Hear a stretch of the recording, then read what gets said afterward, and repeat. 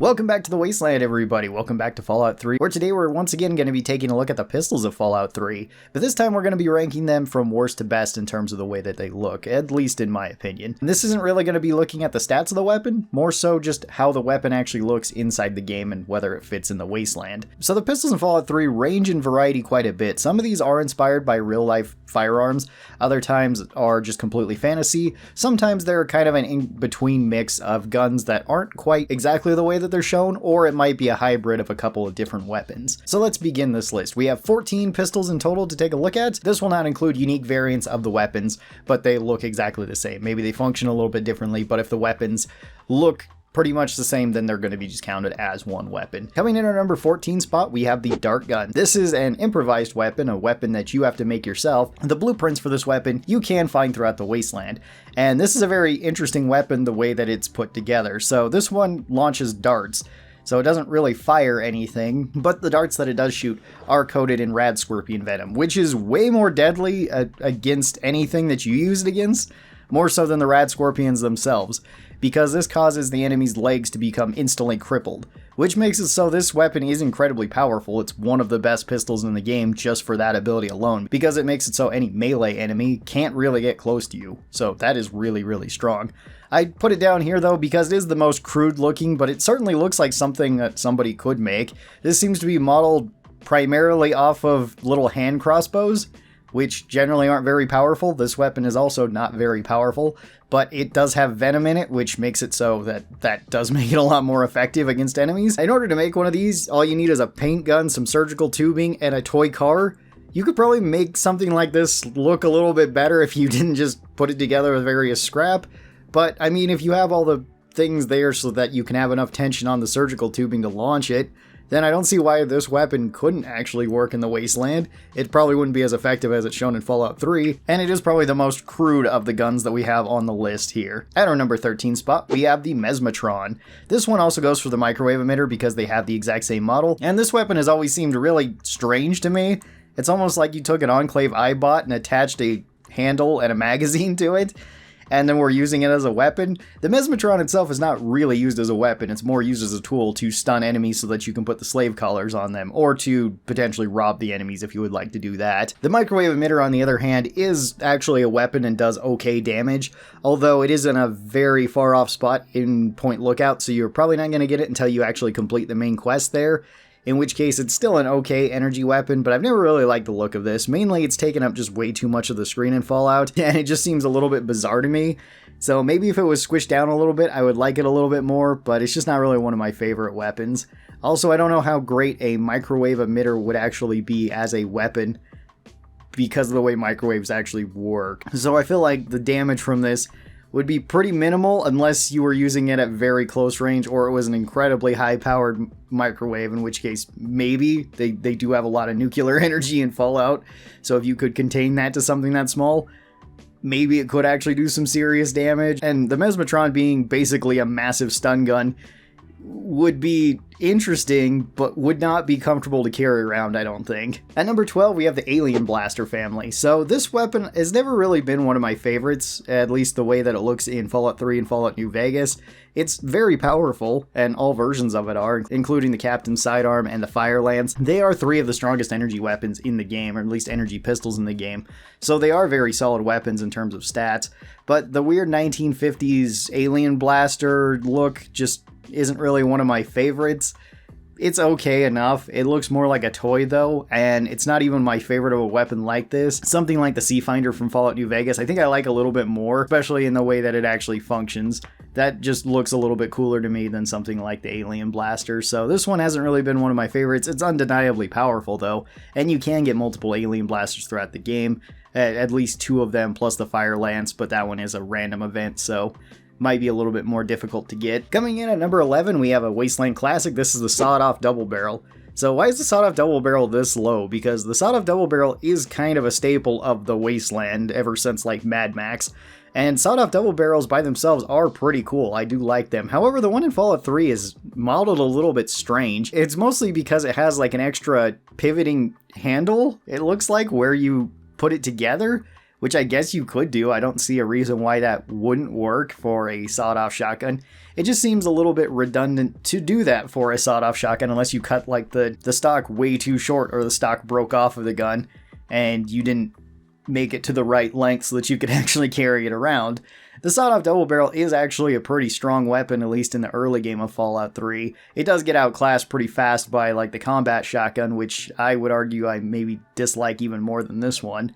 But this one is the closest to a pistol, and I needed to kind of include this and the submachine gun on this list so that we could actually have a decent list that wasn't like 8 guns in total. The sawed-off shotgun is also just kind of awkward in Fallout 3 because of the way that it works, not just in terms of stats, but also just the amount of spread that it has. It's not very useful outside of very close range, and at that point something like melee and unarmed might be stronger than this.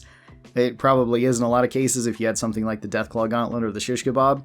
You could kill enemies probably faster with that than with the sawed-off shotgun, so it makes it kind of awkward to recommend this weapon in the Wasteland overall, but they are kind of a Wasteland staple. At my number 10 spot, we have the 10mm submachine gun. This one is another kind of strange weapon because this one is not really based on any submachine gun in particular. It's got bits and pieces that are based off of a couple different submachine guns, and I don't dislike the way that the submachine gun looks, and there is only one submachine gun in this game, which feels like a missed opportunity because you could have had so many more in the game. I mean, they could have had a Chinese submachine gun in here as well. I mean, they've already got like the PPSH model from the shotgun. You might as well just put that in as a submachine gun and make it smaller or make it look more like a PPSH. And that one wouldn't be an issue either. There's also some weird things going on about the submachine gun, particularly towards the back part of it. Like, I don't really know what the point of the weird cap thing at the back is. I'm assuming that's where you could attach a stock, which would be cool if you could attach a stock to the submachine gun here. I think I would like that quite a bit more. But it's just always been a little bit of a strange weapon. Not one that I really dislike, just not one that I really enjoy either. At number 9, we've got the silenced 10mm. The 10mm pistol is a pretty cool pistol, and I think this might be my favorite version of the 10mm pistol that we've gotten throughout the Fallout games. This one looks the closest to like a Desert Eagle. It seems like it was heavily influenced by a Desert Eagle in terms of design, although it does look different in and of itself. It's chunkier than a Desert Eagle, which is kind of saying something, or at least maybe a little bit more blocky than a Desert Eagle. And I mean, that is a cool gun. Like, Desert Eagle does pop up in a lot of different games. It's even popped up in the Fallout series before in Fallout 2 and Fallout Tactics. I don't know why it hasn't been introduced into other Fallout games, because I think it would fit something like the power armor really well. The silenced 10mm really only goes here because I don't like it as much as the regular 10mm. I find that the suppressor is just a little bit too long on the gun, and the gun just looks super chunky and probably uncomfortable to pick up and actually like carry around the Wasteland, so that's why it's here at my number 9 spot. At number 8, we've got the handy dandy regular 10mm pistol, which is the starting pistol that you're going to be getting throughout the game. And this weapon does stand out in the early and mid game quite a lot in Fallout 3. It's a very solid weapon. It does good damage, per second, it has a fairly large magazine, and it reloads pretty quickly. Overall, the design is actually pretty cool. I do like the 10mm pistol in this and in New Vegas, probably the best out of the 10mm pistols we've gotten, which is pretty much what they were going for with this one. I think I like it more than the kind of blocky but weird cylinder-based 10mm pistols that were in Fallout 1 and 2. And I like it a little bit more than the big chunky gun that we get in Fallout 4. At number 7, we've got our plasma pistol. The plasma pistol is a completely sci-fi pistol, and I do really like the look of this. It looks kind of crudely put together, where it seems like you just have the bare basics of what the gun could function with, which, I mean, you do see that in real life too, and it would make sense for a weapon like this to be a bit cruder since plasma was just barely getting introduced into the Fallout universe pretty much as the war was actually taking place. So the plasma weapons may look a little bit more basic than the energy weapons or the laser weapons, since it seems like they were constructed a little bit more than the plasma weapons before the war actually kicked off. So I could definitely buy people just making like basically what was the prototype of these weapons in the game. It does make sense, and the plasma pistol is actually a pretty functional pistol. I do like it overall. It definitely stands out from some of the other guns that we have. At number 6, we're going back to the alien weapons with probably my favorite alien pistol. This is the alien atomizer.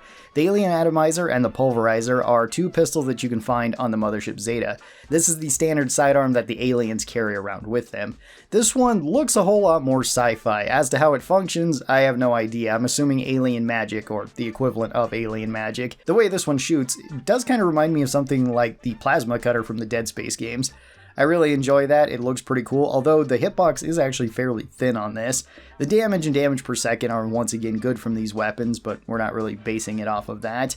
The amount of shots you get from this is pretty substantial. 20 rounds in a handgun is a lot. That's, I think, more than any of the other handguns we've talked about besides the 10mm submachine gun. And even though this one looks pretty bulky, at least in overall length, it does seem fairly thin, so actually carrying this around probably doesn't seem as bad as some of the other weapons that we've seen. It doesn't seem like it has really awkward ergonomics like some of the, especially the alien weapons, seem to have, and maybe that's just because the alien hands are quite a bit different than human hands. At number 5, we've got the laser pistol. The laser pistol is another weapon that's not really based off of anything other than what we would think laser weapons might look like. This one is pretty blocky, but I do kind of like the way this one looks. There is one thing that is kind of strange about this, and that is the very long trigger guard or hand guard that it has on the weapon. Maybe that's just so that you don't drop it and damage the trigger or something. I don't know why you would particularly need that on a weapon like this. It seems blocky enough so that probably won't really happen to you.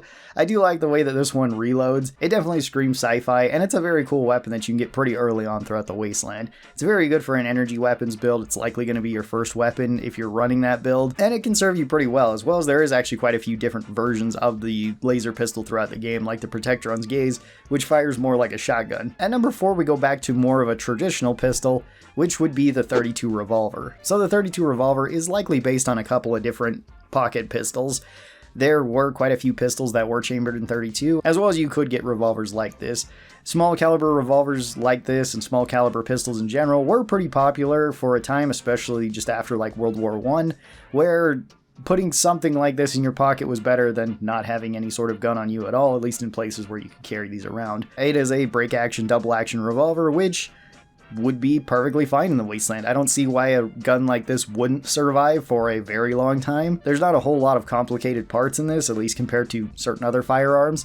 So having one of these survive the war totally makes sense, and it seems to be an appropriate size to actually, carry around and just stick into your pocket. So it would be a very handy little pistol to be carrying around in the Wasteland if you did actually need to use it. As for the in-game stats, it's generally considered one of the weaker handguns because it doesn't really do that much damage, nor does it really do that much damage per second, and the rate of fire is a little bit weird because it is tied to the game's FPS, which makes it sometimes really fast shooting and other times kind of awkward in between the shots. Still, a really cool little pistol, and it's probably one of my favorite pistols. Going from our little iron to the big iron, we go to the 44 Magnum. This one is modeled off of a Smith & Wesson Model 29. This is the same revolver that you see in all of the Dirty Harry movies. This is the standard, big 44 Magnum that can blow somebody's head off. As to if it could certainly do a lot of damage. I don't think it could blow somebody's head clean off, but that's besides the point. This is a powerful revolver that you can find all throughout the Wasteland. There are some places where it's guaranteed to spawn, and some places even early on, like into the very first town you walk into, where you do have a chance of getting a 44 Magnum. Now these ones are always scoped, and that's why it's a little bit lower here for me, because I don't really care for the scope on a 44 Magnum. I don't think that that's necessarily a bad thing to have, I just don't think it would be that great for the Wasteland. Because I can just imagine how easy it would be to drop your gun, damage your scope, and your scope no longer works the way you want it to.